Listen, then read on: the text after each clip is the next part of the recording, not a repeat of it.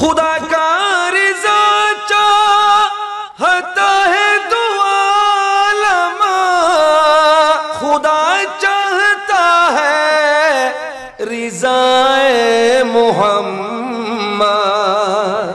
The whole world wants the satisfaction of Allah. পুরো বিশ্ব জগৎ আল্লাহর সন্তুষ্টি চায়, but Allah wants the satisfaction of Muhammad. কিন্তু আমার আল্লাহ নবীর খুশি চায়। সেই নবী যার খুশি চান আল্লাহ, সেই নবীকে যদি আপনি খুশি করতে পারেন আপনার উপর আল্লাহ খুশি হয়ে যাবে। নবীর চাওয়া মতো আমরা আজকে নামাজ পড়ছি, ইক্তাদাইতু বিহাযাল ইমাম মুতাওয়াজ্জিহান ইলা কাবাতিশ শরীফাতি। We are facing 5 times towards Kaaba. আমরা এখন কাবার দিকে ফিরি। প্রতি 5 ওয়াক্তের মধ্যে, প্রতি ওয়াক্তের মধ্যে কাবার দিকে ফিরি, যেহেতু আমার নবী চেয়েছেন।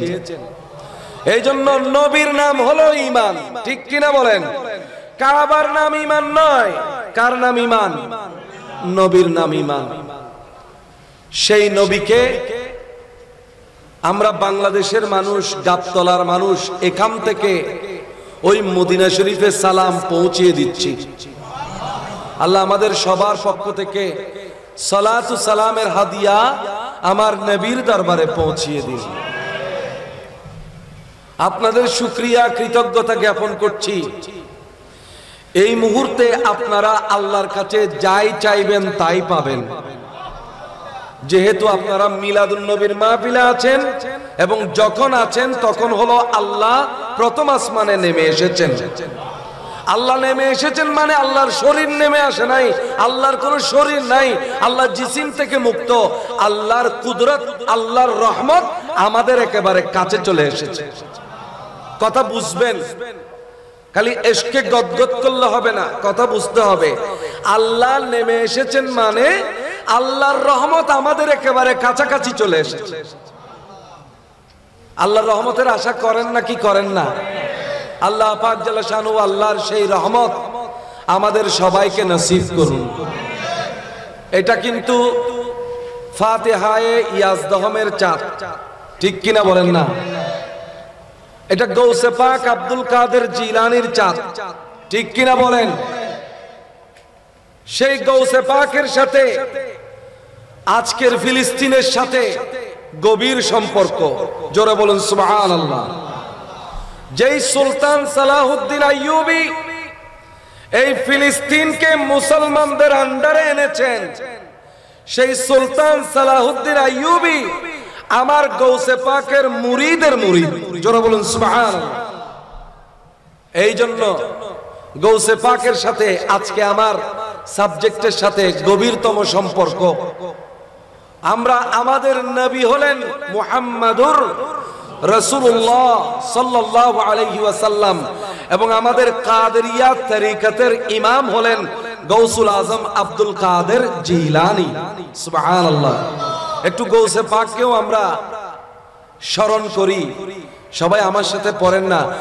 ওলি দিগের রাজ মহারাজ লো মোদের সালাম কানি আব্দুল কাদের জিলানী।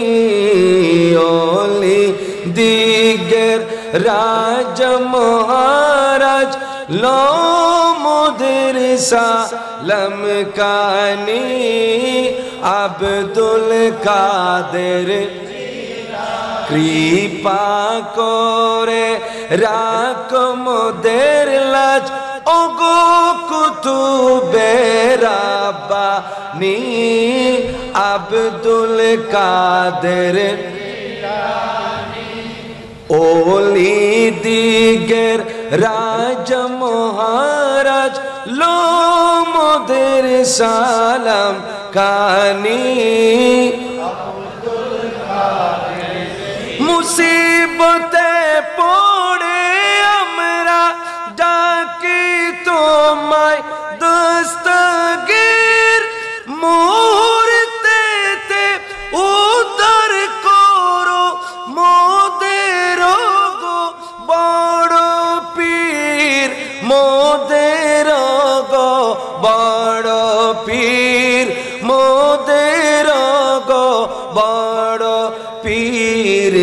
নাই তুলনা বিশ্বে তোমার পীরানো পীর লাসানি আব্দুল জিলানি ওলি দিগের রাজা মহারাজ মোদের সালাম কানি।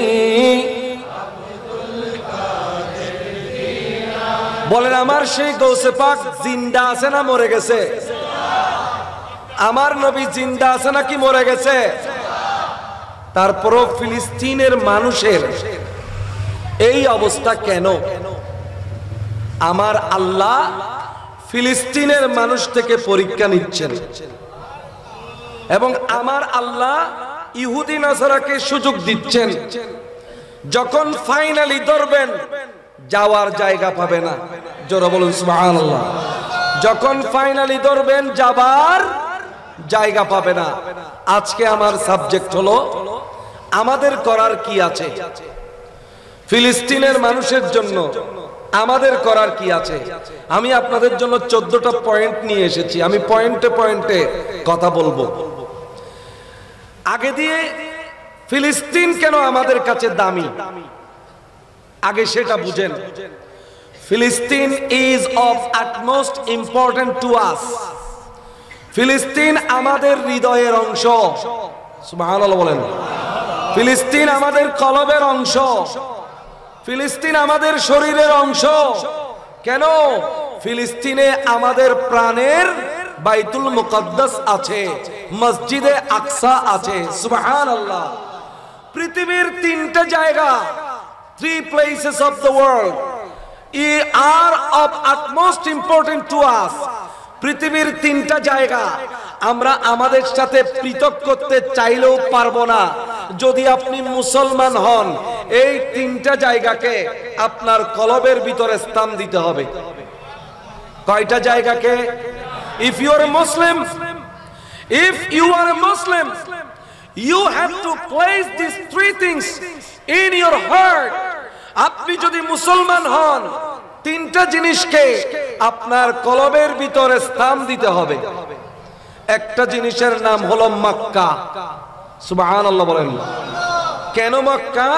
কারণ সেই মক্কার মধ্যে প্রতি বছর হাজার হাজার লক্ষ লক্ষ মুসলমান হজ করতে যায়।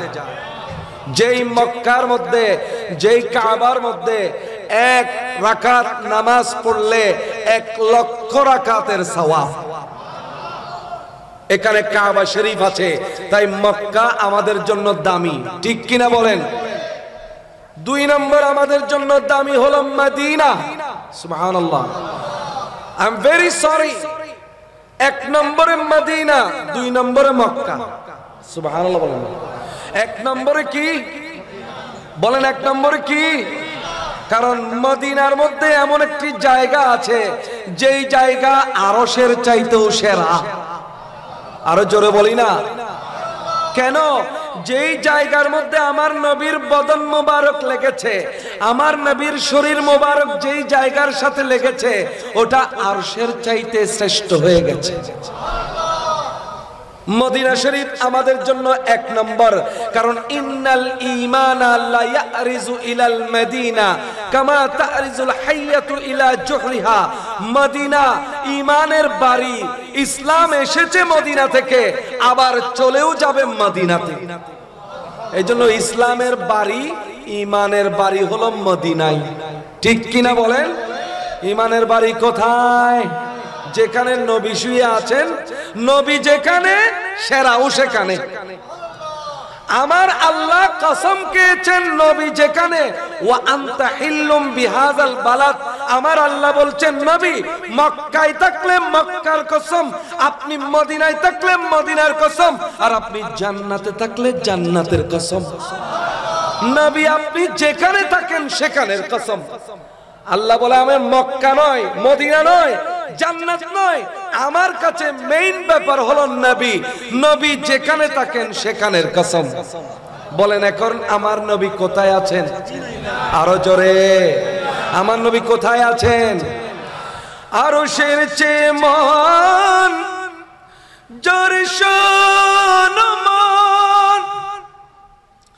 নবীজির রোজা যাকে করেছে মহান, নবীজির রোজা যাকে করেছে মহান, যার মতো স্থান আর কোনো কানে নাই, যার মতো স্থান আর কোনো কানে নাই, এমন একটি স্থান মদিনাতে আছে।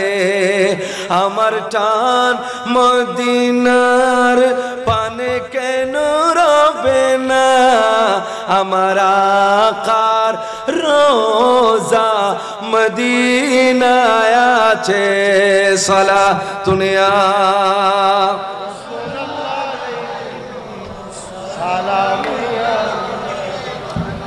তাহলে আমার 1 নম্বর পয়েন্ট, মুসলমানদের জন্য পৃথিবীর শ্রেষ্ঠ জায়গা কয়টি? আর একটু আওয়াজ করে বলবেন, মুসলমানদের জন্য পৃথিবীর শ্রেষ্ঠ জায়গা কয়টি? 1 নম্বরে, 2 নম্বরে, 3 নম্বরে মসজিদুল আকসা। জোরে বলুন সুবহানাল্লাহ। মক্কা কেন দামি? সেখানে কাবা শরীফ আছে, ঠিক কিনা? সেখানে কি আছে? এই মক্কার কথা কোরআনে আছে। আর ফিলিস্তিন কেন দামি? যেহেতু এখানে মসজিদে আকসা আছে। মসজিদে আকসা কেন দামি? কারণ মেরাজের রাতে আমার নবী কাবা শরীফ থেকে ওই মসজিদে আকসার মধ্যে গিয়েছিলেন। সমস্ত নবীরা পিছনে আর আমার নবীর সামনে, আমার নবীর ইমামতিতে সমস্ত নবীরা আমার নবীর পিছনে নামাজ পড়েছেন। আমার নবী মেরাজের রাতে ওই বাইতুল মুকদ্দাসের মধ্যে নামাজ পড়েছেন। জোরে বলুন সুবহানাল্লাহ। তাহলে আমাদের কাছে পৃথিবীর কয়টা জিনিস দামি, কয়টা জায়গা দামি? 1 নম্বরে কি, 2 নম্বরে কি, 3 নম্বরে কি? মসজিদুল আকসা। জোরে বলুন সুবহান। এই মসজিদুল আকসা মুসলমানদের দখলে ছিল না। মসজিদুল আকসা মুসলমানদের দখলে ছিল না আমার নবীর সময়েও। আপনারা কি জানেন? আমার নবীর সময়েও মসজিদে আকসা মুসলমানদের দখলে ছিল না। আবু বকর সিদ্দিকের সময়েও মুসলমানদের দখলে ছিল না। ইতিহাস জানেন পরিষ্কার। নবীর সময়েও দখলে, আরো বলেন, জোরে বলেন, নবীর সময়ে দখলে, আবার আবু বকর সিদ্দিকের সময়ও দখলে। হযরতে ওমর রাদিয়াল্লাহু তাআলা আনহুর সময় হঠাৎ করে আমর ইবনুল আস রাদিয়াল্লাহু তাআলা আনহু মসজিদে আকসা অবরোধ করেছেন। আমার নবীর সাহাবী আমর ইবনুল আস, হযরতে আমর ইবনুল আস, নামটা বলেন আমার সাথে, আমার সাথে বলেন আমর ইবনুল আস, বলেন সবাই একসাথে বলেন আমর ইবনুল আস হঠাৎ করে এসে এই মসজিদে আকসা অবরোধ করেছেন যে আমরা এই মসজিদের উত্তরাধিকারী, মসজিদে আকসার মালিক কিয়ামত পর্যন্ত মুসলমানেরা। Until the day of resurrection, this Masjid Aqsa belongs to the Muslims. এই কিয়ামত পর্যন্ত এই মসজিদ আকসা মুসলমানের, কিয়ামত পর্যন্ত ফিলিস্তিন মুসলমানের, ঠিক কিনা বলেন? আপনাদের ঠিকের আওয়াজ বড় হতে হবে, কারণ আমি বাংলাদেশের কোনো বিষয় নিয়ে কথা বলছি না। আমি বর্তমান মুসলমানের প্রাণের দাবি নিয়ে কথা বলছি, ফিলিস্তিন মুসলমানের, ঠিক কিনা বলেন? মসজিদে আকসা মুসলমানের, ঠিক কিনা বলেন? যেখানে সমস্ত নবীরা মানুষ নামাজ পড়েছেন, সমস্ত নবীরা না ছিলেন ইহুদি, না ছিলেন নাসারা, সমস্ত নবীরা ছিলেন মুমিন, ঠিক কিনা বলেন? এই জন্য মসজিদে আকসা মুমিনের, কোন কাফেরের নয়, কোন ইহুদির নয়, কোন নাসারার নয়। আমার নবীর সময়ে এই মসজিদে আকসা খ্রিস্টানদের দখলে ছিল। আবু বকরের সময়ে মসজিদে আকসা খ্রিস্টানদের দখলে ছিল। ওমর ফারুক অভিযান পাঠাইলেন হযরতে আমর ইবনুল আসকে। আমর ইবনুল আস গিয়ে মসজিদে আকসা অবরোধ করলেন। তারপরে হযরতে আবু উবাইদা ইবনুল জাররাহ তিনি গিয়ে আরো জোর দিয়ে অবরোধ করলেন। এবার অবরোধ করার পরে খ্রিস্টানেরা না যেতে পারছে ডানে, না যেতে পারছে বামে, না দাবি ছাড়ছে। ওদেরকে বলা হলো তোমরা আত্মসমর্পণ করো, আত্মসমর্পণ করলে তোমাদের কোনো ক্ষতি করা হবে না। খ্রিস্টানেরা বলো তোমাদের কাছে আমরা আত্মসমর্পণ করব না, তোমরা ওমরকে আসতে বলো। সুবহানাল্লাহ। তোমরা তোমাদের খলিফা হযরতে ওমরকে আসতে বলো। খবর পাঠানো হলো হযরতে ওমর রাদিয়াল্লাহু তাআলা আনহুর কাছে। হযরতে ওমর রাদিয়াল্লাহু তাআলা আনহু শেষ পর্যন্ত আসলেন এই ফিলিস্তিনের মধ্যে। আপনি আগে চিন্তা করবেন ফিলিস্তিন কেমনে মুসলমানের হাত থেকে চলে গিয়ে আবার মুসলমানের হাতে ফেরত এসেছে।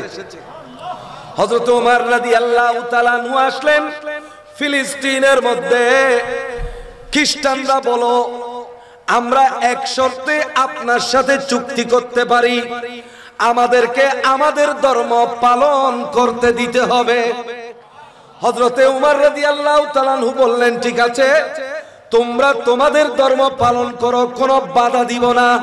তোমরা চাইলে চলে যেতে পারো, তোমরা চাইলে থাকতে পারো, এমনকি তোমাদের গির্জা পর্যন্ত আমরা ধ্বংস করব না। ওদের গির্জা ধ্বংস করেন নাই। মসজিদে আকসার পাশে কিন্তু এখনো খ্রিস্টানদের গির্জা আছে। ওই খ্রিস্টানেরা বলল হে উমর, আপনি একটু এসে আমাদের গির্জার ভিতরে নামাজ পড়েন। সুবহানাল্লাহ বলেন না। হযরত ওমর রাদিয়াল্লাহু তাআলা আনহু বললেন আমি তোমাদের গির্জার ভিতরে নামাজ পড়ব না। যদি তোমাদের গির্জার ভিতরে আমি নামাজ পড়ি তাহলে কিয়ামত পর্যন্ত মানুষ বলতে থাকবে ওমর জোর করে খ্রিস্টানদের গির্জার ভিতর মসজিদ বানাই দিছে, গির্জার উপর আক্রমণ করছে। ওরা মসজিদে আক্রমণ করার মাধ্যম খুঁজবে, ওসিলা খুঁজবে, বলবে মুসলমানরা যেমন গির্জার উপর আঘাত করেছে আমরাও মসজিদে আঘাত করব। এই জন্য কিয়ামত পর্যন্ত আমি কাউকে এই পথ দিব না মসজিদে ঢুকার। আমি তোমাদের গির্জার ভিতরে নামাজ পড়ব না। গির্জা থেকে বের হয়ে গির্জার বারান্দার মধ্যে হযরত ওমর রাদিয়াল্লাহু তাআলা আনহু যেই জায়গার মধ্যে নামাজ পড়েছেন ওই জায়গায় ওমর রাদিয়াল্লাহু তাআলা আনহুর নামে এখন একটা মসজিদ হয়ে গেছে। এই মসজিদের নাম হলো মসজিদে ওমর। এই মসজিদের নাম কি? মসজিদে ওমর। সেই ওমর রাদিয়াল্লাহু তাআলা আনহুর সময় ফিলিস্তিন মুসলমানদের হয়ে গেছে। মজার কথা বলি আপনাদেরকে, ওই ফিলিস্তিনের মধ্যে মুসলমান শাসকদেরকে তখন কিন্তু এই দেশটা অনেক ধনী ছিল। অনেক কি ছিল? ধনী ছিল। এখানে মিশর, এখানে পারস্য, এখানে ইয়ামান, সবগুলো ধনী দেশ। ওখানে দেবতার দেশ ছিল, ওখানে তখনও মূর্তি পূজার দেশ ছিল। এই জন্য ওরা রং বেরঙের পোশাক পরত। মুসলমানরা যখন ওখানে গেল, মুসলমান নেতারা যখন গেল, ওদেরকেও রঙে পেয়ে বসলো। ওনারাও দামি দামি পোশাক পরা শুরু করলেন। ওনারাও কি পরা শুরু করলেন? দামি দামি পোশাক পরা শুরু করলেন। কিন্তু হযরত ওমর মুসলমানদের খলিফা, ওখানে গিয়েছেন সাধারণ একটা পোশাক পরে। এখন খলিফার গায়ের মধ্যে সাধারণ পোশাক, কিন্তু ওদের গায়ের মধ্যে মানে ধনী পোশাক। ওনারা চাইলেন একটা পোশাক ওনাকেও দামি একটা পোশাক পরিয়ে দিতে।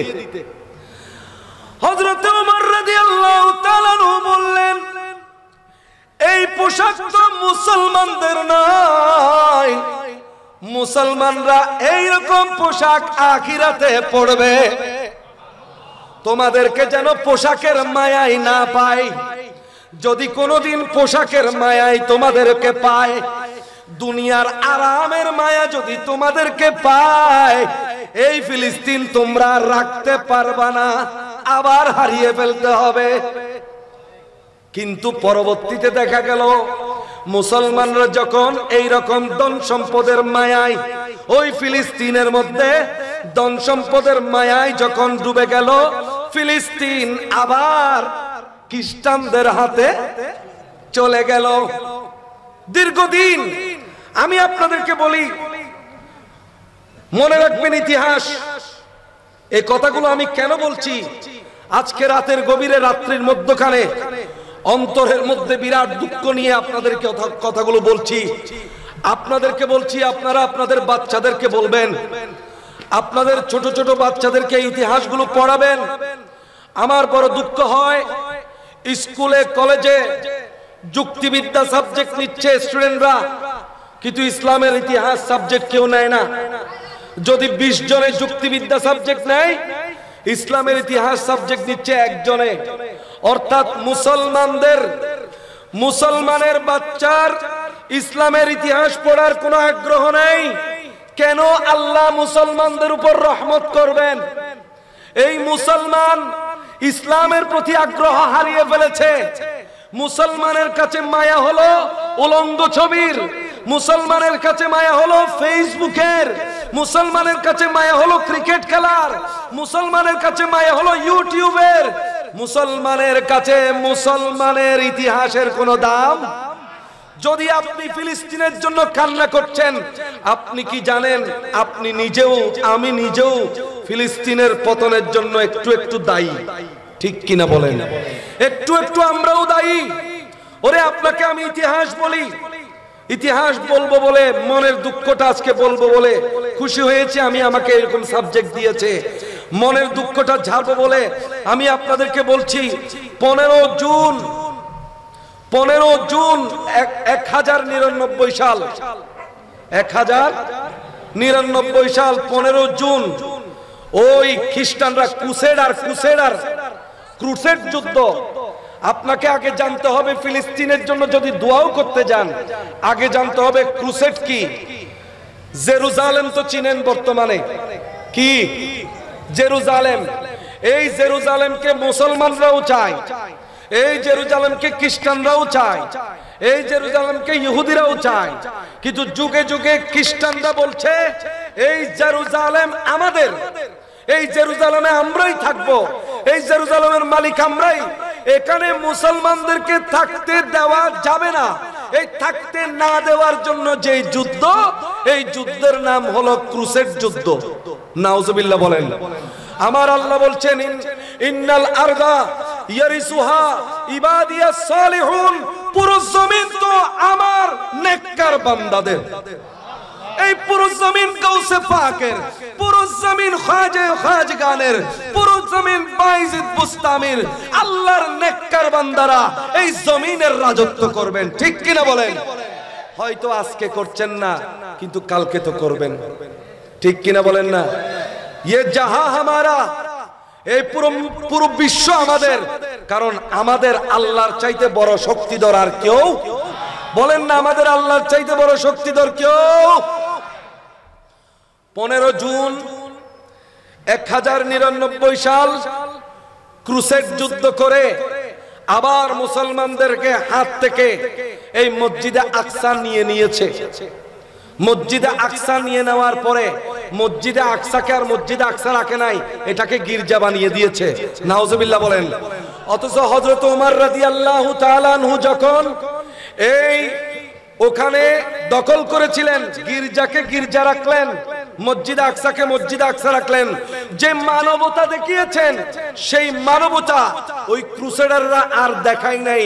ওরা মসজিদে আকসাকে গির্জা বানিয়ে ফেলেছে এবং এখানে বিভিন্ন মেরির চিত্র, জিসাসের চিত্র, মূর্তি ইত্যাদি ঢুকিয়ে এটাকে সম্পূর্ণ একটা রঙ্গমঞ্চ বানিয়ে দিয়েছে। নাউজুবিল্লাহ।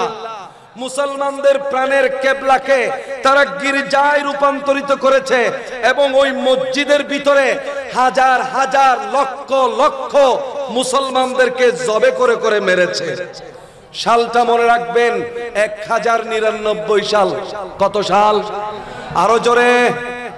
1099 সাল। ওই সময় যখন চলতেছিল, বড় মজার কথা, ওই সময় যখন এরকম মুসলমানদের রক্তে মসজিদে আকসার ভিতর মুসলমানদের রক্তের সাগর বয়ে গেছে, মসজিদে আকসার ভিতর বর্তমান ফিলিস্তিন, মসজিদে আকসার ভিতর মুসলমানদের রক্তের বন্যা বয়ে গেছে। এই রক্তের বন্যা বওয়ার পরে বাগদাদের মধ্যে একটা কাঠমিস্ত্রি, কি মিস্ত্রি বলেন তো? বাগদাদের মধ্যে এক কাঠমিস্ত্রি অনেক যত্ন করে অনেক দিন চেষ্টা করে একটা মিম্বর বানাইলেন। কি বানাইলেন বলেন? মিম্বর। সবাই বলতেছে, কিরে তুমি এই মিম্বর কেন বানাচ্ছ? এই মিম্বর কেন বানাচ্ছ? সেই কাঠমিস্ত্রি বলছে, আমার স্বপ্ন হলো এই মিম্বর মসজিদুল আকসার মধ্যে আমি স্থাপন করব এবং এখানে একজন খতিব খুতবা দিবেন। সবাই বলল, তুমি কি পাগল হয়েছ? তুমি কি পাগল হয়েছ? এই মসজিদে আকসার মধ্যে তো খ্রিস্টানরা রাজত্ব করছে, কোথায় ইমাম, কোথায় খতিব, কোথায় মিম্বর? উনি বলছেন, না, আমি স্বপ্ন দেখেছি এখানে আমার এই মিম্বরের উপর দাঁড়িয়ে একজন খতিব খুতবা দিবেন, তিনি আসবেন, তিনি বাইতুল আকসা জয় করবেন। আরো জোরে বলেন না। ইনশাআল্লাহ সেদিন আসবে। ওই কথা শুনে ছোট্ট একটা বাচ্চা তার বাবার সাথে এসে ওই মিম্বরটা দেখতে এসেছেন। ছোট্ট একটা বাচ্চা মিম্বরটা দেখতে এসেছেন। ওই কাঠমিস্ত্রি বাগদাদ শহরে মিম্বরটা দেখতে এসেছেন। সবাই অবিশ্বাস করলেও ওই বাচ্চা বলছে, আপনার স্বপ্নকে আমি বাস্তবায়ন করব। আপনার স্বপ্নকে আমি বিশ্বাস করেছি, ইনশাআল্লাহ আপনার স্বপ্ন একদিন সত্যি হবে। সেই বাচ্চা আর কেউ নয়, সেই বাচ্চার নাম সুলতান সালাহুদ্দিন আইয়ুবী। সেই বাচ্চা, আল্লাহু আকবার, ইয়া রাসূলুল্লাহ, ইয়া গাউসুল দস্তগীর, জিন্দাবাদ। আল্লাহ সুলতান সালাউদ্দিন আইয়ুবীকে আমার গৌসে পাকের কুদরত বানিয়েছেন। সুলতান সালাউদ্দিন আইয়ুবী বলছে, আমি যত যুদ্ধ জয় করেছি, আমি যত কিছু করেছি, আমি যত ধরনের মানুষের সাথে বিজয় লাভ করেছি, আমার জীবনের প্রেরণা হলো গৌসে পাক আব্দুল কাদের জিলানী, যিনি গৌসুস সাকালাইন, যিনি জিনের গৌস, যিনি ইনসানের গৌস, যিনি এই জগতের গৌস, যিনি ওই জগতের গৌস। ইমাম মাহদী আসা পর্যন্ত এই গৌসে পাকের পাওয়ার চলছে এবং চলবে। সেই গৌসে পাকের বাদশা, তিনি বাদশাদেরও গৌস, বাদশারা পর্যন্ত তার দরবারে যেত। আমাদের আফসোস হলো আমরা বাদশার দরবারে বাদশার কদম চুমি, কিন্তু গৌসে পাকের দরবারে বাদশা আসতো গৌসে পাকের কদম ধরার জন্য। খলিফা মুস্তানজিদ বিল্লাহ আমার গৌসে পাককে পরীক্ষা করতে এসেছে। বলে, এই গৌসে পাক সবাই বলে আপনার নাকি অনেক পাওয়ার, আপনার নাকি অনেক ধরনের কারামত আছে, দেখি আমাকে একটা কারামত দেখান। বলে গৌসে পাক বলে, কি কারামত দেখাবো বলো? বলে, আমাকে আমার এখন আপেল খেতে ইচ্ছা করছে। কি খেতে ইচ্ছা করছে? আমার এখন আপেল খেতে ইচ্ছা করছে, আমাকে একটা আপেল খাওয়ান। আমার গৌসে পাক হঠাৎ করে দুই হাতে দুইটা আপেল নিয়ে আসলেন। কয়টা? একটা নিজের কাছে রাখলেন আর একটা বাদশাকে খাইতে দিলেন। গৌসে পাকের আপেল গৌসে পাক সুন্দরভাবে খাইলেন, কিন্তু খলিফা মুস্তানজিদ বিল্লাহ যখন খাইতে যাচ্ছেন দেখলেন সেখানের ভিতর পোকা। সেখানের ভিতর কি? পোকা। উনি বললেন, এই গৌসে পাক আপনি খাইলেন কত সুন্দর, কিন্তু আমারটাতে কেন পোকা? আমার গৌসে পাক বলেন ওটা আপেলের পোকা নয়, ওটা তোমার মনের পোকা আপেলে ঢুকে গেছে। তুমি তো আমাকে পরীক্ষা করার জন্য এসেছিলে, এই জন্য তোমার মনের পোকাটা আপেলের ভিতর ঢুকে গেছে। সেই খলিফা মুস্তানজিদ বিল্লাহ সেদিন থেকে আমার গৌসে পাকের ভক্ত হয়ে গেছেন, মুরিদ হয়ে গেছেন। একদিন অনেকগুলো ওই স্বর্ণরৌপ্য 10 বস্তা 10 বস্তা 10 বস্তা স্বর্ণরূপা আমার গৌসে পাকের দরবারে এসেছেন। ইয়া গৌসে পাক, আপনার কাছে আমি হাদিয়া দিতে চাই। আমার গৌসে পাক বললেন, আমি মালপত্র টাকা পয়সার সৌদাগরি করি না, আমি আল্লাহওয়ালা মানুষ, আমার টাকা পয়সা লাগবে না। কিন্তু খলিফা মুস্তানজিদ বিল্লাহ জোর করতেছেন নিতে হবে। তখন গৌসে পাক একটা বস্তা নিয়ে ঝুড়ি নিয়ে ঝাড়া দিলেন, এখান থেকে সবগুলো রক্ত বের হচ্ছে। আমার গৌসে পাক বললেন, শুনো শুনো, এগুলো হলো সেই রক্ত, যেই রক্তগুলো মানুষকে জুলুম করে এই টাকাগুলো কামাইছো। পারলে এই টাকাগুলো যাদের উপর জুলুম করেছো তাদেরকে ফিরিয়ে দাও, আমার কাছে আর আসিও না। সুবহানাল্লাহ। সেই গৌসে পাকের ভক্ত ছিলেন মুস্তাজহার বিল্লাহ, মুস্তানজিদ বিল্লাহ। এই মুস্তাজহার বিল্লাহ, মুতাসিম বিল্লাহ, এদের খলিফা ছিল সুলতান সালাহুদ্দিন আইয়ুবী। তিনি কিভাবে আবার 1300 সালটা মনে রাখবেন, 1099 কাফেররা ওই ইহুদ খ্রিস্টানেরা কত সালে? 1099 সালের 15 জুন। কত তারিখ? জুনের 15 তারিখ এই মসজিদে আকসা দখল করে সেখানে মুসলমানদেরকে হত্যা করেছে। মসজিদে আকসা হয়ে গেছে গির্জা, মসজিদে আকসা হয়ে গেছে। একবার জোরে বলেন না নাউজুবিল্লাহ। এরপরে সেই কাঠমিস্ত্রি মিম্বর বানিয়েছে এবং ছোট্ট ছেলে বলেছে আপনার স্বপ্ন সত্যি হবে। সেই ছোট্ট ছেলেটা বড় হয়েছে কি? সুলতান সালাহুদ্দিন আইয়ুবী। সেই সুলতান সালাহুদ্দিন আইয়ুবী যখন বড় হলেন, সেই স্বপ্ন বাস্তবায়নের কাজে লেগে গেলেন। তিনি প্রথমে চিন্তা করলেন, আজকে আমাকে সাবজেক্ট দেওয়া হয়েছে মুসলমানরা কি করবে। সুলতান সালাহুদ্দিন আইয়ুবী কিন্তু চিন্তা করেছে, সুলতান সালাহুদ্দিন আইয়ুবী চিন্তা করেছে মুসলমানরা কি করবে। তখন দেখলেন কেন এই কাফেররা, কেন নাসারারা সুযোগ পেল, এই বাইতুল আকসা দখল করার সুযোগ কেমনে পেল? তিনি খুঁজে পেলেন যে মিশরে, তুরস্কে এবং আশেপাশে অর্থাৎ জেরুজালেমের আশেপাশে যেই দেশগুলো আছে মুসলমান দেশ, এরা একটার ভিতর আরেকটা নাই। বাইয়ে বাইয়ে যুদ্ধ, মুসলমানের যুদ্ধ, এক দেশের ভিতর আরেক দেশ নাই। সুলতান সালাহুদ্দিন আইয়ুবী বলেন আসল কারণ তো এখানে। আজকে মসজিদুল আকসা চলে যাওয়ার আসল কারণ মুসলমানরা, the Muslims are not united, মুসলমানরা একতাই নাই। সুতরাং আমার প্রথম কাজ হবে মুসলমানদেরকে কি করা। যেই সৈন্যবাহিনী আছে পৃথক পৃথক, এই সৈন্যবাহিনীগুলো মিশরের সৈন্যবাহিনী তুরস্কের সাথে লেগে আছে, তুরস্কের সৈন্যবাহিনী লেবাননের সাথে লেগে আছে, একজন আরেকজনের সাথে লেগে আছে। তিনি চিন্তা করলেন আমি প্রথমে মসজিদুল আকসার কাছে যাব না, আমি প্রথমে খ্রিস্টানদের কাছে যাব না। আমি করব কি, এই খ্রিস্টান মসজিদ আকসা ঘিরে যেই দেশগুলো আছে এই দেশগুলোর সৈন্যদেরকে আগে এক করে দিব। মুসলমানরা যদি এক হয় পৃথিবীর কোন শক্তির ক্ষমতা নাই মুসলমানদেরকে পরাজিত করার। ঠিক কিনা বলে? আজকে মুসলমানদের এই দুরবস্থা, যেহেতু মুসলমানরা 1 নম্বর খ্রিস্টানদের পা চাটতেছে, মুসলমানদের 2 নম্বর দুর্বলতা হলো এরা একজনের সাথে আরেকজন নাই, তারা একজন আরেকজনকে মারতেছে। ইরাক মারতেছে ইরানকে, ইরান মারতেছে ইরানকে, কুয়েত মারতেছে ইরাককে, এইভাবে এক দেশ আরেক দেশের সাথে যুদ্ধ করতেছে। মুসলমানরা যখন বিপদে পড়ে তখন তারা এক হয়ে যায়।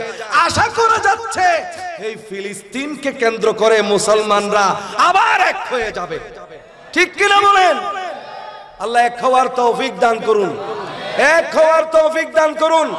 আমরা চাই কি চাই না? মুসলমানদের একতা চাই কি চাই না? কে কে চান একটু হাত তুলেন। আল্লাহ সবাইকে এক করার তৌফিক দান করুন। নারে তাকবীর, নারে রিসালাত, দুনিয়ার মুসলিম। আল্লাহ আমাদের সবাইকে সেই দিন দেখার তৌফিক দান করুন। সুলতান সালাউদ্দিন আইয়ুবী বলেন, আমার উপর গৌসে পাকের দয়া আছে। কোনো কিছু জয় করতে গেলে আউলিয়ায়ে কেরামের দয়া লাগে, ঠিক কিনা বলেন না? আউলিয়ায়ে কেরামের দয়া না হলে কিচ্ছু করা যায় না। গৌসে পাকের দয়া লাগবে। গৌসে পাকের দয়ায় তিনি কি করলেন? ফিলিস্তিনের আশেপাশে যেই দেশগুলো আছে প্রত্যেক দেশের সৈন্যবাহিনীগুলোকে বিরোধগুলো মুক্ত করে, সমাধান করে প্রত্যেক দেশের সৈন্যবাহিনীকে এক করতে লাগলেন। কি করতে লাগলেন? এক করতে করতে করতে চারপাশে যত সৈন্য আছে সবাইকে কি করে ফেললেন? এক করে ফেললেন। জোরে বলুন সুবহানাল্লাহ। এক করার পরে তিনি কি করলেন? এক করার পরে জেরুজালেমের পাশে যেই তীরটা আছে, জেরুজালেমের পাশে যেই অঞ্চলগুলো আছে, যেখানে যেখানে খ্রিস্টানেরা ব্যবসা করতে যাইতো, ওই পথের মধ্যে আটকের ব্যবস্থা করলেন। অর্থাৎ খ্রিস্টানদেরকে বয়কট করা, যারা ক্রুসেড করেছে মুসলমানদের বিরুদ্ধে, এদেরকে ব্যবসার জন্য এক জায়গা থেকে আরেক জায়গায় যেতে দিবে না। সুবহানাল্লাহ। শুধু জোর করার নাম যুদ্ধ নয়, কৌশল করার নামও যুদ্ধ। হলো কৌশলের নাম, ঠিক কিনা বলেন? যুদ্ধ হলো কিসের নাম? তিনি এক নম্বর কৌশল করলেন কি? মুসলমান সৈন্যদেরকে কি করে ফেললেন? বলেন না। দুই নম্বর কৌশল করলেন, ওদের তীরের মধ্যে যেই অঞ্চলগুলোর মধ্যে তারা ব্যবসা করতে যায় সেখানে সৈন্যদেরকে নিয়ে বাধা সৃষ্টি করলেন। এবার বাধা যখন সৃষ্টি করলেন, ওই হযরত ওমর রাদিয়াল্লাহু তাআলা আনহুর সময় যেমন তারা আটকে গেল, এখনো তারা আটকে গেল, কোথাও যাওয়ার সুযোগ নাই। সুলতান সালাউদ্দিন আইয়ুবী বলছেন, কোন যুদ্ধের দরকার নাই, মসজিদে আকসা এমনিই জয় হয়ে যাবে। মুসলমানরা যখন এক হয়ে গেছে, আমাদেরকে আর যুদ্ধ করতে হবে না। সবাই যখন এক হয়ে গেছে, মসজিদে আকসা এমনিই জয় হয়ে যাবে। খ্রিস্টানরা নিজেদের থেকে প্রস্তাব পাঠাইলো, আসো আসো, তোমাদের মসজিদে আকসা তোমরা নিয়ে নাও। আর জোরে বলেন না আলহামদুলিল্লাহ। তোমাদের মসজিদে আকসা তোমরা নিয়ে নাও। যখন সবাই ঘেরাও করে ফেললো, তোমাদের মসজিদে আকসা তোমরা নিয়ে নাও, আর আমাদেরকে একটু বের হওয়ার সুযোগ দাও। সুবহানাল্লাহ বলেন না। যেই জায়গা তারা দখল করে রেখেছে, এখন বলছে আমাদেরকে একটু বের হওয়ার সুযোগ দাও। হযরত সুলতান সালাউদ্দিন আইয়ুবী বলছেন, বের হতে পারবা না। বের হতে গেলে আমাদেরকে জিজিয়া কর দিয়ে যেতে হবে। সুবহানাল্লাহ বলেন। জিজিয়া কর দিয়ে যেতে হবে। আরেকটা কৌশল করলেন সুলতান সালাউদ্দিনের ভাই মালিকুল আদিল। এইভাবে কয়েকজন নেতা বললেন, আমাদেরকে একটা সুযোগ দেন, আমরা খ্রিস্টানদের প্রতি দয়া দেখাই। খ্রিস্টানদের প্রতি দয়া দেখাইলে আমাদের দয়া দেখে দেখে অনেক খ্রিস্টান মুসলমান হয়ে যাবে। খ্রিস্টানরা খ্রিস্টানদের থেকে দোয়া চাইলো, দয়া চাইলো। কুসেনাররা কুসেনার থেকে দোয়া চাইলো, ওই দয়া তারা করছে না, কিন্তু মুসলমানরা নিয়ে নিয়ে ওদেরকে মুক্ত করে দিচ্ছে। মুসলমানদের এই মহানুভবতা দেখে অনেকগুলো ক্রুসেডার মুসলমান হয়ে গেল। এটাই ছিল সুলতান সালাউদ্দিন আইয়ুবীর বিজয়।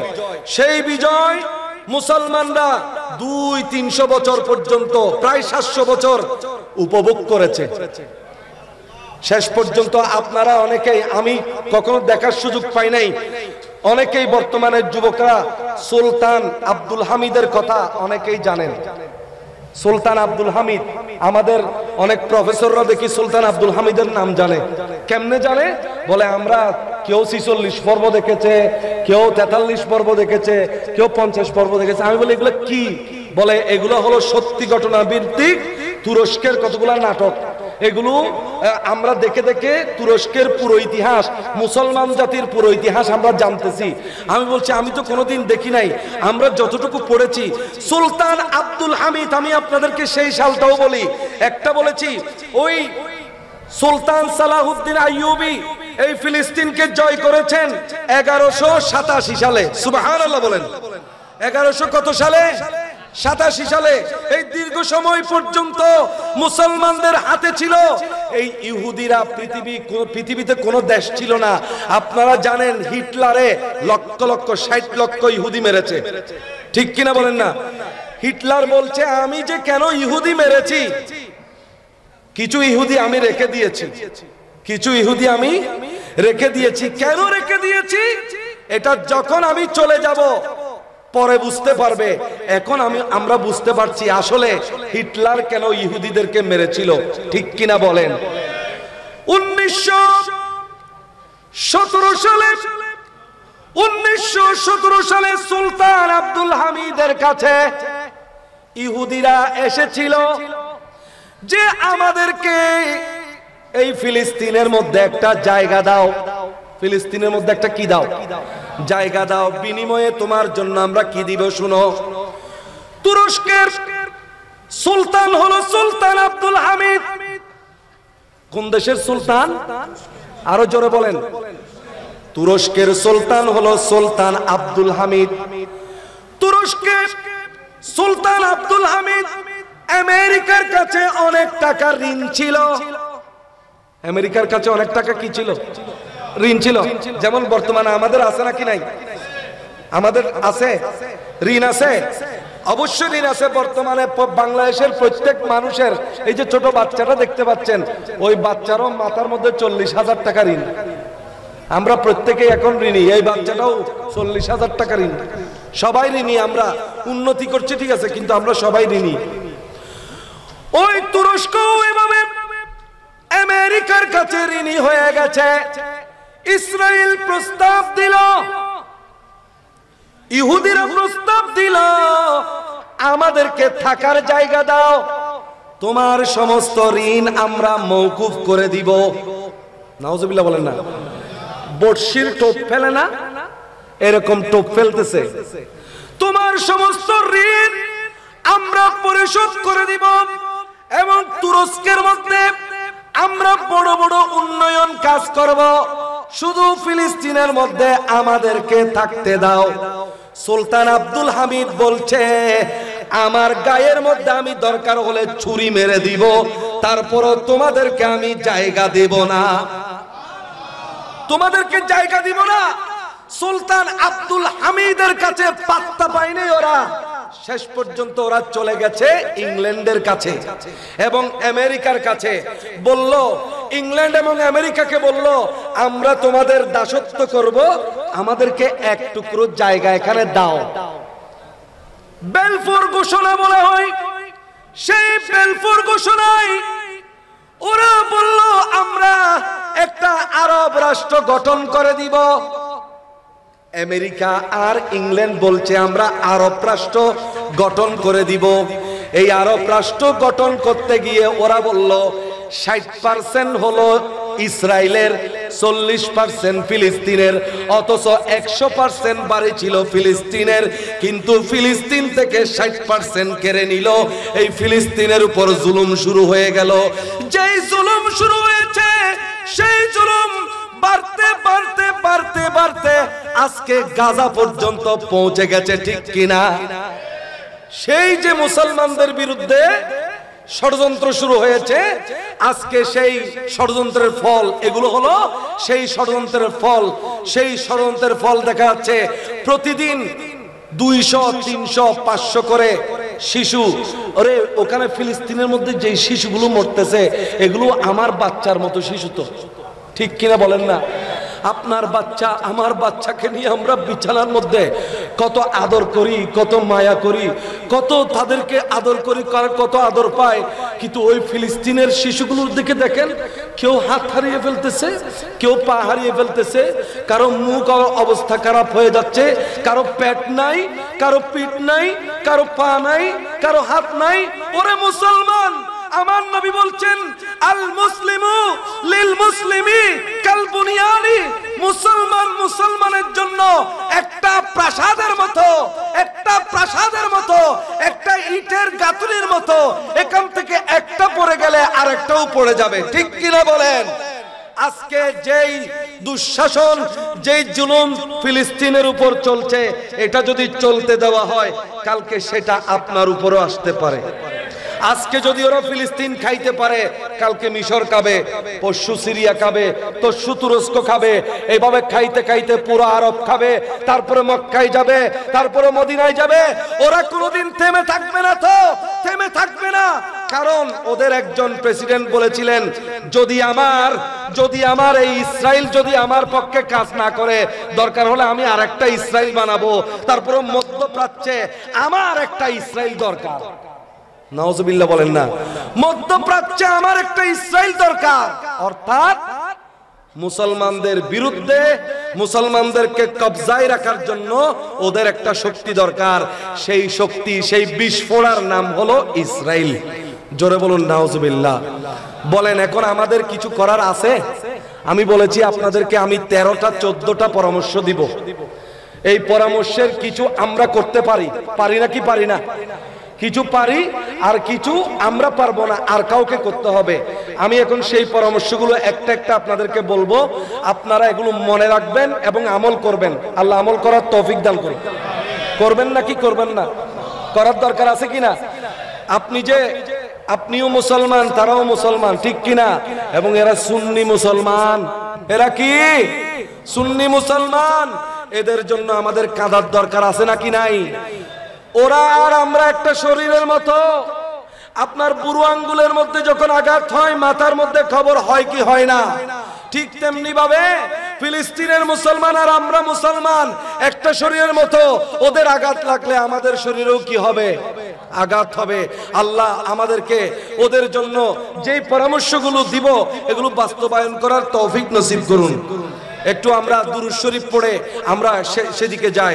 আল্লাহুম্মা সাল্লি আলা সাইয়্যিদিনা মুহাম্মাদ নাবিয়িনা শাফিঈনা মাওলানা। তো আওয়াজ করে পড়তে পারবে না? আল্লাহুম্মা সাল্লি আলা সাইয়্যিদিনা মুহাম্মাদ নাবিয়িনা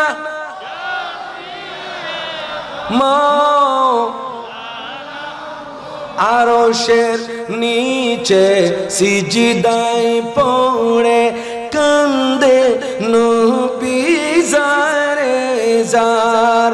ও গো আল্লাহ মাফ করে দাও উম্মত আমার গুনাহগার।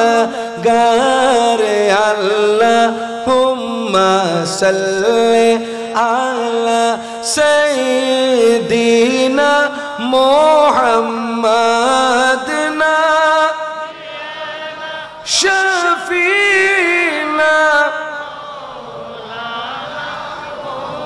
জারি ইশারায় ডুবার পরে সূর্য আবার উদয় হয়। এক আঙ্গুলের ইশারাতে চন্দ্র দুই ভাগ হয়ে যায়। আল্লাহুম্মা সাল্লি আলা সাইয়্যিদিনা নাবিয়িনা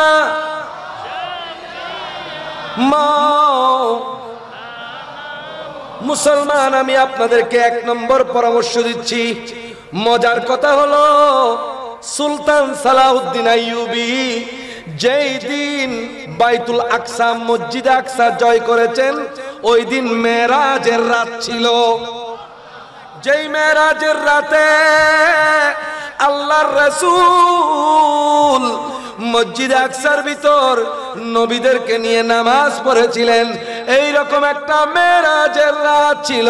সুলতান সালাউদ্দিন আইয়ুবী যেদিন ওই মসজিদে আকসা দখল করেছে, সেই আকসা আমাদের, ঠিক কিনা?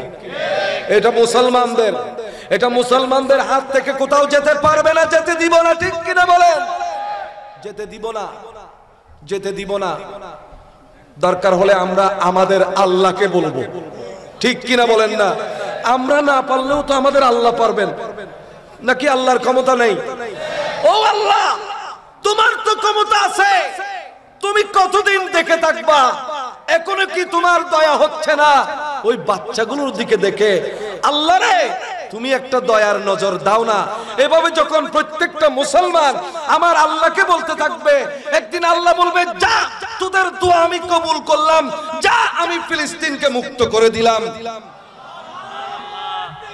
আল্লাহু আকবার, ইয়া রাসূলুল্লাহ, ইয়া গাউসুল দস্তগীর, জিন্দাবাদ, জিন্দাবাদ, জিন্দাবাদ। এক নম্বর হলো এই ফিলিস্তিনবাসীর জন্য দোয়া আমরা করতে পারি না? 5 ওয়াক্তে আমরা 5 বার নামাজ পড়ি, ঠিক কিনা বলেন না? 5 ওয়াক্তে আমরা 5 বার কি পড়ি? নামাজ পড়ি। এই নামাজের মধ্যে কি আমরা দোয়া করতে পারি? আমার বাচ্চার জন্য দোয়া করি, আমার মায়ের জন্য দোয়া করি, আমার বাবার জন্য দোয়া করি। 1000 মানুষের মধ্যে একটা মানুষ তো থাকবে যার দোয়া আল্লাহ কবুল করবে। ওরে মানুষ, দিনের বেলা যদি তোমার দোয়া কবুল না হয়, একটু রাতের বেলা উঠো, তাহাজ্জুদের নামাজ পড়ে একটু দোয়া করো। কিসের নামাজ? তাহাজ্জুদের নামাজ পড়ে দোয়া করলে তো আল্লাহ দোয়া কবুল করে। তুমি দিনের বেলা দোয়া করলে যদি মনে হয় আল্লাহ দোয়া কবুল করতেছেন না, তাহলে রাতের আঁধারে যখন সবাই ঘুমায়, তুমি একটু উঠে আল্লাহর দরবারে দোয়া করো, আল্লাহ রে, আমি শুধু ফিলিস্তিনের জন্য দোয়া করতে উঠেছি। ওরে সপ্তাহের মধ্যে যদি প্রত্যেক দিন না পারেন, একদিন হইলেও উঠেন, তাহাজ্জুদ পড়েন। তাহাজ্জুদ পড়ে 2টা হাত আল্লাহর দরবারে বাড়াইয়া দেন, আল্লাহ তুমি ফিলিস্তিনের শিশুগুলোকে রক্ষা করো, আল্লাহ ফিলিস্তিনের হক ফিলিস্তিনকে দিয়ে দাও। পারা যায়? এটা তো আমাদের ক্ষমতা আছে। ফিলিস্তিনের উন্নতি হোক না হোক, আমি তো কিয়ামতের দিন বলতে পারবো, আল্লাহ আমি দুর্বল ইমানদার, আমি দোয়া করেছি, আল্লাহ আর কিছু করতে না পারি, আমি কি করেছি? আরো জোরে দোয়া করতে পারবেন না কি পারবেন না? আল্লাহ সবাইকে তৌফিক দান করুন। 2 নম্বর, প্রত্যেকে এখন সোশ্যাল মিডিয়া ব্যবহার করি না কি করি না? এই সোশ্যাল মিডিয়ার মধ্যে আমরা নিজের ব্যক্তিগত কত কিছু দিই, আমরা নিজের ব্যক্তিগত কত কিছু দিই। সোশ্যাল মিডিয়াও বর্তমানে একটা জনমত গঠনের জন্য হাতিয়ার। আপনার সোশ্যাল মিডিয়ার মধ্যে আপনি প্রতিদিন ফিলিস্তিনের ব্যাপারে পোস্ট দিবেন, এই পোস্ট বিশ্ব জনমত যদি গঠন করে, আপনার এই পোস্ট ফিলিস্তিনের ওই ইসরায়েলের মানুষও পড়তে পারে। ইসরায়েলের মানুষ আপনার পোস্ট পড়বে, এমন ভাবে পোস্ট লিখবেন, হয়তো ইংলিশে বাংলায় ট্রান্সলেশন করে ওরা পড়তে পারবে। আপনি দেখিয়ে দিবেন আপনি ওই সমস্ত অ্যাট্রোসিটিস গুলো, কিভাবে ফিলিস্তিনের শিশু মরছে, কিভাবে ফিলিস্তিনের নারী মরছে, কিভাবে ফিলিস্তিনের মানুষ অঙ্গ হারাচ্ছে, এগুলো ভিডিও করে ফেসবুকে পোস্ট করেন। ইসরায়েলের মানুষগুলো যখন দেখবে, ওরা ভিতর থেকে প্রতিবাদ করবে সরকারের কাছে, এই সরকার তুমি কিভাবে এরকম মানুষ হত্যা করছো, আমরা তোমাকে ঢালাও ভাবে এভাবে মানুষ হত্যা করতে দিব না। ঠিকটা বললেন এমন ভাবে, আমি যেটা বলেছি এটা ঠিক আছে কিনা? আপনি একটা ভিডিও দিলেন, এই ভিডিও শুধু কি বাংলাদেশের মানুষ দেখবে? আপনি ইসরায়েলের হয়তো কোনো মানুষ আপনার এই ভিডিও দেখবে যে কিভাবে তারা নৃশংসতা চালাচ্ছে। হয়তো ইসরায়েলের অনেক মানুষ এখনো জানে না কিভাবে ফিলিস্তিনের শিশুগুলো মারা যাচ্ছে, হয়তো জানে না। কিন্তু আপনার বাংলাদেশের প্রত্যেকটা ফেসবুক ব্যবহারকারী, ইউটিউব ব্যবহারকারী, ইনস্টাগ্রাম ব্যবহারকারী, আমরা তো অকাজে খেলা দেখার জন্য, অ্যাডভার্টাইজ দেখার জন্য বিভিন্ন কাজে আমরা ব্যবহার করি। আমরা ফেসবুকে এইরকম একটা জিহাদ কেন করতে পারবো না? ঠিক কিনা বলেন না? যারা তরবারির মাধ্যমে জিহাদ করে এদেরকে জঙ্গি বলা হয়, কিন্তু আমরা যদি ফেসবুকের মাধ্যমে আমাদের জনমত প্রকাশ করি, আমরা যদি ভিডিওর মাধ্যমে, ইউটিউবের মাধ্যমে আমাদের ওই ভিডিওগুলো শেয়ার করে তাদের মতামত যাচাই করি, নিশ্চয়ই এই কথা ফিলিস্তিনের মানুষের কানে যাবে, ইসরায়েলের মানুষের কানে যাবে, এমনকি আমেরিকার মানুষের কানেও যাবে। ওরা আমেরিকার প্রেসিডেন্টকে বলবে, তুমি কেন ইসরায়েলকে এগুলো করতে দিচ্ছ? আমরা তো চাচ্ছি না যে এইরকম নিরপরাধ শিশু মারা যাক। ঠিক কিনা বলেন? সবাই একসাথে বলেন। তাহলে 1 নম্বর বললাম কি? দোয়া করা। 2 নম্বর, যারা যারা সোশ্যাল মিডিয়া ব্যবহার করেন তারা এভাবে ফেসবুকে, ইউটিউবে, ইনস্টাগ্রামে, ভাইবারে যেখানে পারেন পোস্ট দিবেন। ঠিক কিনা বলেন? 3 নম্বর যেটা আমি করেছি, আপনি লিফলেট ছাপান, আপনি বই লেখেন, আপনি কবিতা লেখেন, আপনি পেপারে পত্রিকায় আর্টিকেল লেখেন, হয়তো সেই কবিতা, সেই প্যাম্পলেট মানুষের মনে, আপনার বাংলাদেশের মানুষ সবাই কি ফিলিস্তিন নিয়ে চিন্তা করতেছে? বলেন। কেউ চার দোকানে আড্ডা দিচ্ছে, ঠিক কিনা? নামাজ পড়তেছে, ঠিক আছে, মসজিদে গিয়ে নামাজ পড়তেছে, তারপরে বাজার করতেছে, তারপরে মসজিদে গিয়ে নামাজ পড়তেছে, তারপরে বাজার করতেছে, তারপরে খানা খাচ্ছে, এতটুকু তার জীবন শেষ। হুজুর কি আসছে নাকি? হুজুর আসছে? কোথায়? আচ্ছা থাক, আমার কথা এখনো শেষ হয়নি, তারপরে আমি জিজ্ঞেস করে দিলাম। তাহলে প্রত্যেক মানুষ কিন্তু ফিলিস্তিন সম্পর্কে হুঁশিয়ার নয়, ঠিক কিনা বলেন? অনেক মানুষ ফিলিস্তিনের এইগুলো সম্পর্কে জানেও না। আপনি যদি একটা প্যাম্পলেট ছাপান, একটা লিফলেট ছাপান যে ফিলিস্তিনের মানুষের উপর এভাবে অত্যাচার করা হচ্ছে, সেই লিফলেট যার যার কাছে যাবে সে এগুলো পড়ে পড়ে বুঝতে পারবে, ওর জনমত হয়তো একদিন কাজে লেগে যাবে। ঠিক কিনা বলেন? 3টা বললাম। 4 নম্বর, আপনি পাবলিসিটি করেন। আপনি পাবলিসিটি করেন, যেমন পাবলিসিটি করেছে, যেমন আমি আপনাকে বলি, এক দেশের হল্যান্ডের একজন ফুটবলার আন্তর্জাতিক ক্রিকেট থেকে নিষিদ্ধ হয়েছে, কারণ ফিলিস্তিনের পক্ষে কি করেছে? কথা বলেছে। এটা এক ধরনের পাবলিসিটি। তার এই ত্যাগকে যখন মানুষ জানতে পারবে যে ফিলিস্তিনকে সমর্থন করতে গিয়ে আন্তর্জাতিক একটা পথ হারিয়েছে, ইসরায়েলের একজন সংসদ সদস্য তার পথ হারিয়েছে প্রতিবাদ করতে গিয়ে, so this is a kind of publicity. ঠিক কিনা বলেন? আপনি চাকরি করেন, আপনি পথে ঘাটে যাচ্ছেন, সেখানে পাবলিসিটি করেন। আপনি করতে পারেন, আপনারা 10 জন মিলে একটা মিছিল করতে পারেন, ঠিক কিনা? অনুমতি নিয়ে, অনুমতি না নিয়ে নয়, অনুমতি নিয়ে, পুলিশের অনুমতি নিয়ে, থানার অনুমতি নিয়ে 10 জন মিলে একটা প্রোটেস্ট করতে পারেন, মানববন্ধন করতে পারেন। আপনাদের সেই মানববন্ধন আমেরিকা পর্যন্ত, ইসরায়েল পর্যন্ত পৌঁছে যেতে পারে, ঠিক কিনা বলেন? আশিকানে আমাকে এখন মাহমুদ শাহ বললেন যে আশিকানে সুলতান শাহ একটা প্রোটেস্ট করেছে। এই যে প্রোটেস্ট অনেক সময় হতে পারে, একটা প্ল্যাকার্ড নিয়ে আপনি দাঁড়িয়ে যান, দুনিয়ার কোনো মানুষ আপনার সাথে নাই, আপনি একা দাঁড়িয়ে যান, এটা আরো আকর্ষণ বেশি হবে। আমি একা দাঁড়িয়ে আছি, আমি ফিলিস্তিনের পক্ষে আছি, তোমরা কেউ থাকো বা না থাকো, প্ল্যাকার্ড নিয়ে দাঁড়িয়ে গেলেন। এই যে আমি আপনাদেরকে আজকে বলছি, এটাও এক ধরনের জনমত তৈরি করা, ঠিক কিনা বলেন না? প্রতিটা আজকের মাহফিলের কমিটিকে আমি ধন্যবাদ জানাচ্ছি, ওনারা আমাকে এই সাবজেক্ট দিয়েছেন, এটাও এক ধরনের ফিলিস্তিনকে সাহায্য করা, ঠিক কিনা বলেন? এটাও এক ধরনের ফিলিস্তিনকে সাহায্য করা। আমার সময় শেষ, এই জন্য আমি আপনাদেরকে খুব দ্রুত বলছি। সবচেয়ে আরেকটা ইম্পর্টেন্ট হলো, বেছে বেছে আপনি তালিকা করেন আমাদের দেশে কোন কোন জিনিস ইসরায়েলি প্রোডাক্ট, কোন কোন শ্যাম্পু ইসরায়েলি, কোন কোন সাবান ইসরায়েলি, কোন কোন পণ্য ইসরায়েলি।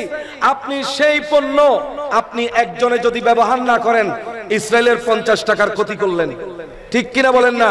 এভাবে যদি সারা দুনিয়ার মুসলমানকে হুঁশিয়ার করা যায় যে আমরা সারা দুনিয়ায় একযোগে এই সমস্ত জালেমদের পণ্য বয়কট করলাম, তাহলে ইসরায়েল একদিনে অর্ধেক অর্থনৈতিক ক্ষতি হয়ে যাবে। যেহেতু অর্থই সমস্ত পাওয়ারের মূল, এরকম অর্থনৈতিক যদি আমরা অবরোধ করতে পারি, তাহলে সেটা আমাদেরকে বিরাট একটা কাজ দিবে, ঠিক কিনা বলেন? এরপরে হলো ক্ষমতাধর দেশগুলো যদি সরকারিভাবে ওদের আমদানি বয়কট করে। যদি মুসলমান দেশগুলো বলে আমরা সরকারিভাবে এদের পণ্য আমাদের দেশে ঢুকতে দিব না, এটা হবে ওদের জন্য বিরাট ধাক্কা, ঠিক কিনা বলেন না? তো এটা আমাদের হাতে নাই। আমাদের হাতে আছে কোনটা? আমি ব্যবহার করব না। আমি যদি ব্যবহার না করি কিয়ামতের দিন বলতে পারবো, ইয়া আল্লাহ, আমি একটা উদ্যোগ নিয়েছি, আমি ওই ইহুদিদের পণ্য ব্যবহার করি নাই, ঠিক কিনা বলেন? এভাবে আপনার তারপরে ইসরায়েলি প্রোডাক্ট বর্জন করা, এটা আপনাকে একটা বললাম ফিনান্সিয়াল কন্ট্রিবিউশন। আপনি 100 টাকা কামান, কমপক্ষে 2টা টাকা, কমপক্ষে 5টা টাকা আজকে ফিলিস্তিনের মানুষের জন্য দিয়ে দেন। ফিলিস্তিনের মানুষ, আপনার হাত আছে, আপনার পা আছে, আপনি খেতে পারছেন, ঘুমাতে পারছেন বিছানার উপর, কিন্তু ফিলিস্তিনের মানুষের বিছানা নাই, বিল্ডিং এর নিচে চাপা পড়ে আছে। আপনি তার সাথে দুঃখ শেয়ার করেন। শুধুমাত্র আমরা দূর থেকে বললে, দুঃখ প্রকাশ করলে হবে না, তার দুঃখকে তো শেয়ারও করতে হবে, ঠিক কিনা বলেন না?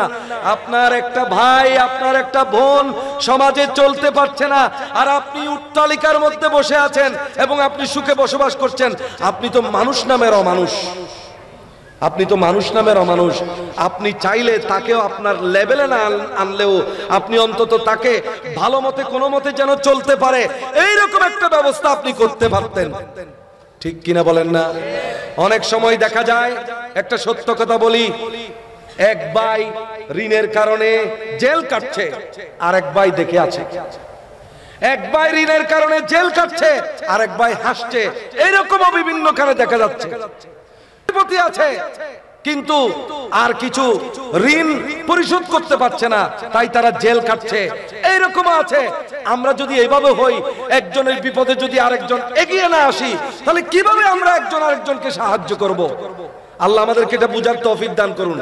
তাহলে আপনারা আমরা ওই ফিলিস্তিনি দূতাবাস আছে এখানে, এই ফিলিস্তিনি দূতাবাসের মধ্যে গিয়ে আমরা কিছু কন্ট্রিবিউশন, যেমন গাউসিয়া কমিটি করেছে এবং বিভিন্ন সংগঠন করেছে, ইসলামিক ফ্রন্ট, বিভিন্ন সংগঠন এভাবে করেছে, দেখা করে একটা আর্থিক যোগান দিয়েছে। অন্তত কিছুটা হলেও তো তাদের সাথে আমরা সিম্প্যাথি দেখাতে পারলাম। এটা কি আমরা করতে পারি না? এটা অবশ্যই আমরা করতে পারি। আল্লাহ করার তৌফিক দান করুন। তাহলে মিডিয়া যদি গঠন করতে পারেন, একটা টেলিভিশনের মতো মিডিয়া, বড় একটা টেলিভিশনের মতো মিডিয়া, ইন্টারনেট টেলিভিশন, এইরকম টেলিভিশনে যদি আপনি বলতে পারেন, যেমন মনে করেন দাওয়াতে ইসলামের একটা টিভি আছে, আমি উদাহরণ বললাম, তোরা ওদের ওই টিভির মধ্যে যদি একবারের জন্য বলে যে আমরা এই হত্যার নিন্দা করছি, তাহলে সারা বিশ্বে পৌঁছে যাবে, এই কথাগুলো সারা বিশ্বে পৌঁছে যাবে। তারপরে আমি লিগ্যাল কেস, সমস্ত মুসলমান বিশ্বের মিলে, এটাও আমাদের হাতে নাই, তবে পরামর্শ দিয়ে যাচ্ছি, সমস্ত মুসলমান বড় বড় দেশগুলো মিলে আন্তর্জাতিক কেস করতে পারে।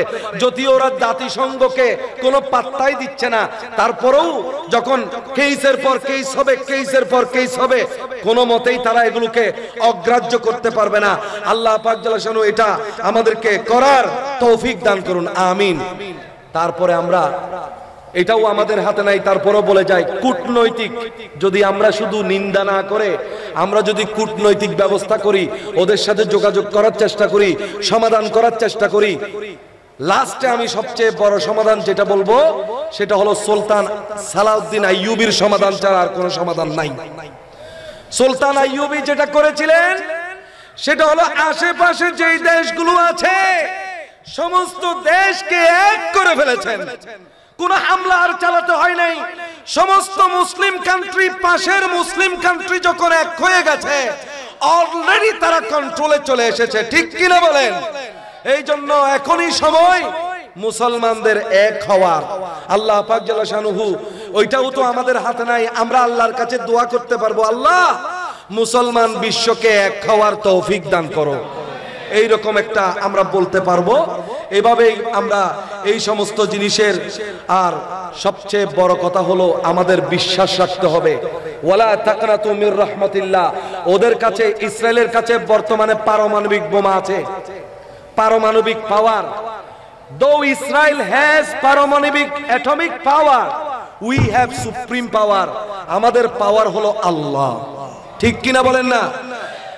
আমরা যতই মাইর খাই না কেন, বিশ্বাস রাখতে হবে আমাদের শক্তি সর্বোচ্চ, কারণ আমাদের শক্তি হলেন আল্লাহ, আমাদের শক্তি হলেন রাসূল, আমাদের শক্তি হলেন গৌসে পাক। ঠিক কিনা বলেন? তো আমাকে আরো একটা সাবজেক্ট ভিন্ন করে দেওয়া হয়েছিল, এই সাবজেক্টটা আমার বলার আর কোনো সুযোগ নাই, তবে একটু করে বলি যে ইমামের দায়িত্ব। ইমামের দায়িত্ব কি? ইমামকে আসলে রাখা হয়েছে কেন? নামাজ পড়ানোর জন্য না? ইমামকে রাখা হয়েছে কেন? নামাজ পড়ার জন্য। তো ইমামের মেইন দায়িত্ব হলো মুসল্লিদের নামাজটা যেন ঠিক হয়, মুসল্লিদের নামাজটা যেন কি হয়। আমার রাসূল বলছেন আল ইমামু দামিনুন, আল ইমামু দামিনুন ওয়াল মুআজ্জিনু মুতামিনুন। ইমাম হলেন জামিনদার, মুয়াজ্জিন হলেন আমানতদার। মুসল্লিদের আমানতদার হলেন মুয়াজ্জিন, আর ইমাম হলো কি? জামিনদার। ইমাম হলো জামিনদার। এই জন্য কিসের জামিনদার? মুসল্লিদের নামাজের জামিনদার, মুসল্লিদের দুনিয়া আখিরাতের জামিনদার। জোরে বলুন সুবহানাল্লাহ। ইমামের সবচেয়ে বড় যে দুইটা জিনিস আমি আপনাদেরকে বলে যাই, এক নম্বর হলো ইমাম যেন কেরাতটা ঠিক করেন।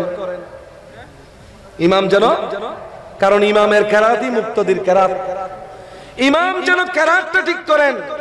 দুই নম্বর, ইমাম যেন তার তাকওয়াটা ঠিক করেন। তাকওয়া, ওয়াজআলনা লিল মুত্তাকিনা ইমামা। ইমাম হলেন মুত্তাকিদের ইমাম, ইমামকে মুত্তাকিদের ইমাম বলা হয়েছে। তো ইমামের তাকওয়া মুসল্লিদের চাইতে বেশি হতে হবে। ইমাম হবে সবচেয়ে বেশি মুত্তাকি, পরহেজগার। ইমাম চিন্তা করতে হবে নিজেকে, আমরাও ইমাম। তো আমাদেরকে, আমি নিজেকে বলছি, এক নম্বরে আমার কর্তব্য হলো নামাজ পড়াতে যেই সমস্ত মাসালা মাসাইল দরকার, সমস্ত মাসালা মাসাইল জানা না থাকলে গবেষণা করতে হবে, পড়ার মধ্যে বসতে হবে, সারা রাতভর পরে, সারা দিনভর পরে সবগুলো মাসালা জানতে হবে। না জেনে যদি আমি দাঁড়িয়ে যাই তাহলে আমি খেয়ানত করলাম। যদি না জানি, না জানা থাকতে পারে, কিন্তু আমাকে জানার চেষ্টা করতে থাকতে হবে, এটাই হলো দায়িত্ব। তাহলে কেরাত ঠিক করতে হবে, কোথায় কোথায় ভুল হচ্ছে সেটা খেয়াল করে কেরাতটা ঠিক করতে হবে। দুই নম্বর হলো মাসালা জানতে হবে, মাসালা জানার চেষ্টা করতে হবে। তিন নম্বর হলো তাকওয়া, পরহেজগারি ঠিক করতে হবে। যে আমি যেহেতু এত বড় মানুষদেরকে সামলাচ্ছি, সুতরাং ওদের চাইতে বেশি তাকওয়া আমার থাকতে হবে, কারণ আমি সবার ইমাম। এই তিনটা বললাম, আরো অনেক কিছু আছে। মুসল্লিদেরকে নামাজ কোথায় কোথায় ভুল হচ্ছে এগুলো ঠিক করে দেওয়া, প্রতি সপ্তাহে কমপক্ষে একটা বৈঠক করা, বয়স্কদেরকে শিক্ষার ব্যবস্থা করা, এরকম অনেক কিছু আছে। আর মুক্তদির দায়িত্ব কি? এগুলো হুজুর এসেছে, তো আমি আর লম্বাতে যাচ্ছি না, অনেক কিছু বলার ছিল। আমি 20-30টা আমি তৈরি করেছি, এতগুলো বলার আর সময়ও নেই, হুজুরও চলে এসেছে। মুক্তদির কাজ হলো, যারা মুক্তাদি তাদের এক নম্বর কাজ হলো ইমামকে সর্বোচ্চ সম্মান দেওয়া। ইমামকে কি দিবে? সর্বোচ্চ সম্মান দিবে। আমার এলাকায়, আমি নিমতলা এলাকায় ছিলাম, ওখানে আমার এখনো মনে আছে, ওই এলাকার প্রফেসর বোরহান ওই এলাকায় গিয়েছেন, ওনার সামনে বলেছেন যে আমার এলাকার মধ্যে আমার উপর কথা বলার কেউ নাই, কেউ কথা কোনোদিন বলতে পারবে না, কারণ আমি সবার বয়সে বড়। আমার উপর যদি কেউ কথা বলে সেটা মুর্শেদ আনোয়ারি বলবে, মানে আমি ওই এলাকার যেহেতু খতিব, এই জন্য উনি বলছেন মুর্শেদ আনোয়ারি বলবে। এইরকম সম্মান ইমামকে করতে হবে। যদি এরকম সম্মান করতে পারবেন, আপনার ইমাম সম্মানিত হলে আপনিও সম্মানিত। যে আমাদের ইমাম এত বড় সম্মান, তো আপনাদের ইমামের সম্মান বেশি হলে আপনার সম্মানও বেশি। আর আপনার ইমামের সম্মান আপনি কমাইলে ইমামও অসম্মানিত, মুক্তদিও অসম্মানিত। ঠিক কিনা বলেন? এই জন্য একটা মিউচুয়াল ব্যাপার লাগবে, পারস্পরিক ব্যাপার লাগবে। ইমামকে চেষ্টা করতে হবে নিজেকে সংশোধন করার, মুক্তদিকে চেষ্টা করতে হবে যতটুকু পারি ইমামকে সম্মান করার।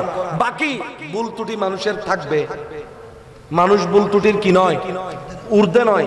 তবে হ্যাঁ, ভুলের উপর থেকে যাওয়া, গোড়ামি করে, এটা কিন্তু অপরাধ। আমি যদি বুঝতে পারি যে এটা আমার ভুল, স্বীকার করব, নিজেকে সংশোধন করব। এটাই হলো ইমামের দায়িত্ব। মানুষের মৃত্যুর আগ পর্যন্ত সংশোধনের সুযোগ আছে, তবে অবশ্যই মুক্তাদির কাছে, মুক্তাদির 1 নম্বর ফরজ ইমামকে সর্বোচ্চ সম্মান দেওয়া।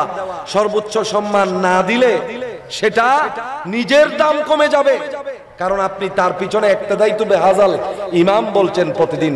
আপনি কার দুর্বল মানুষের ইক্তেদা করছেন? যে মানুষকে আপনি ঘৃণা করেন সেই মানুষের ইক্তেদা করছেন, যে মানুষের ভুল ধরেন সেই মানুষের ইক্তেদা করছেন। আপনি তো নিজেকেই দোষারোপ করছেন। এই জন্য ইমামকে সর্বোচ্চ সম্মান করবেন। আর যদি কোনো ভুল বুঝাবুঝি হয়, এটা পার্সোনালি আপনি ইমামের সাথে বসে ঠিক করে ফেলবেন। যদি এটা মিউচুয়াল ভাবে যদি বেশি সংশোধন করা না যায়, তখন হয়তো আপনারা অন্য ব্যবস্থা নিতে পারবেন। আল্লাহ পাক জাল্লা শানুহু আমাদের সবাইকে পারস্পরিক সম্মানের জায়গাটা ক্লিয়ার রাখার তৌফিক নসিব করুন। আপনাদের বাচ্চাদেরকে, প্রত্যেকের বাচ্চাকে আমি আজকে খুব বেশি আমার মন খারাপ লেগেছে, আমি হতাশ হয়েছি। সেটা হলো যে মানে 21টা ছেলের মধ্যে 20টা হলো যুক্তিবিদ্যা, আর্টস বিভাগের, 20 জন যুক্তিবিদ্যা, 1 জন ইসলামের ইতিহাস। তো সে কিভাবে ফিলিস্তিনে আক্রমণ হলে তার কেমনে খারাপ লাগবে? সে বলবে আমি টেন্ডুলকারের ছক্কা দেখতেছি, সাকিবের ছক্কা দেখতেছি, এটাই আমার সুখ, আমার কিসের ফিলিস্তিন? যদি সে ইসলামের ইতিহাস জানতো তার কাছেও খারাপ লাগতো। সে যদি মসজিদে আকসার গুরুত্ব জানতো তার কাছে খারাপ লাগতো, যেমন আমার কাছে খারাপ লাগছে, কারণ মসজিদে আকসার গুরুত্ব আমি জানি, কিন্তু আপনার ছেলেটা জানে না। সেটা আপনার দুর্বলতা। আপনাদের প্রত্যেকের বাচ্চাকে ঘরে ঘরে ইসলামের ইতিহাস পড়ান, ঘরে ঘরে ইসলামের ইতিহাস পড়ান। এখন বাংলা ইসলামের ইতিহাস বই পাওয়া যায়, এগুলো পড়ান, ইতিহাসগুলো নিজে জানেন, শুনান। বিশেষ করে আমাদের ঐতিহ্যগুলো, আমাদের ঐতিহ্য কাবা শরীফ, আমাদের ঐতিহ্য মসজিদে নববী, আমাদের ঐতিহ্য, আমাদের ইমানের অংশ মসজিদে আকসা, যেখানে 1 ওয়াক্ত নামাজ পড়লে 25,000 ওয়াক্তের সমান। 1 রাকাত নামাজে 25,000 গুণ সওয়াব। এটা আমাদের ইমানের অংশ। মসজিদ আকসা, মসজিদ আকসা ইমানের অংশ, মসজিদে নববী ইমানের অংশ, এবং আমাদের ওই কাবা শরীফ ইমানের অংশ। এগুলো আপনার বাচ্চা যদি না জানে, একদিন কাবা শরীফে কিছু হইলেও আপনার বাচ্চা বলবে কি হইছে, আমি তো কিচ্ছু জানি না, কি হইছে আমি তো কিছু বুঝতে পারছি না। আল্লাহ পাক জাল্লা শানু আমাদেরকে নিজের ধর্ম সম্পর্কে, নিজের ইতিহাস সম্পর্কে, যে জাতি ইতিহাস জানে না, যে জাতি ইতিহাস জানে না, সে জাতি কখনো সামনের দিকে এগোতে পারবে না। ইতিহাস না জানলে আমরা আরো ধ্বংস হতে থাকবো। আল্লাহ পাক জাল্লা শানু আমাদেরকে সবাইকে নিজেদের ঐতিহ্য, ইতিহাস জানার তৌফিক দান করুন এবং পরামর্শগুলো বাস্তবায়ন করার তৌফিক দান করুন। আমিন। ওয়া আখিরু দাওয়ানা আনিল হামদুলিল্লাহি রাব্বিল আলামিন। ওয়াসসালামু আলাইকুম ওয়া রাহমাতুল্লাহি ওয়া বারাকাতুহু।